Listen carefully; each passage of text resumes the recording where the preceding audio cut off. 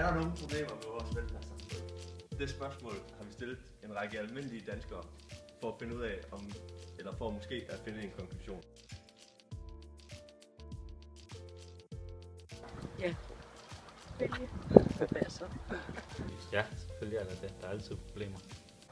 At det faktisk ikke kan betale sig at arbejde, at folk ikke bliver alt for dårlige.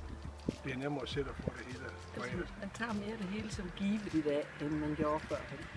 Grundlæggende så kan jeg faktisk ikke se nogle problemer. Så synes jeg, at det er det mest velfungerende system, der overhovedet er.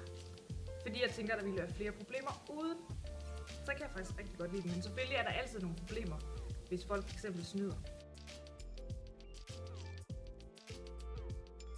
Skal vi have en mening om det? TV-typen, der er løbet tør på de 2 års dagpenge, de har, som kom videre på kontanthjælp bagefter, og er virkelig tyk, og har de grimmeste lyserøde leggings, hvor jeg nogensinde har set i mit liv, alle sammen på én gang.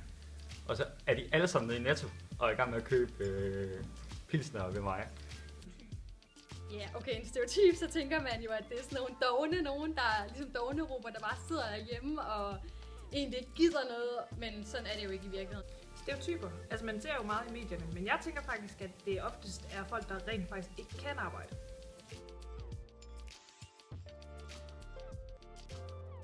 Ja, fordi at, det er egentlig det, jeg tænker, at grundlæggende vores velfærdsstat går ud på. At der er nogen, der yder, og der er nogen, der selvfølgelig bliver nødt til i nogle perioder af deres liv at modtage noget ekstra. Hvis man kan selv arbejde, så synes jeg ikke, det er i orden. Men der, hvor der er problemer, det kan være sygdom eller noget andet, der synes jeg selvfølgelig, det er i orden.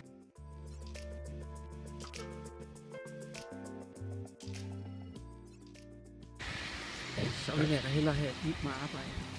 Jeg har noget at stå op til om morgenen. Ja. Det må være frygteligt. Så vil jeg vælge jobbet. Fordi at der også er noget socialt i jobbet, ikke? Og så bliver jeg spise bedre.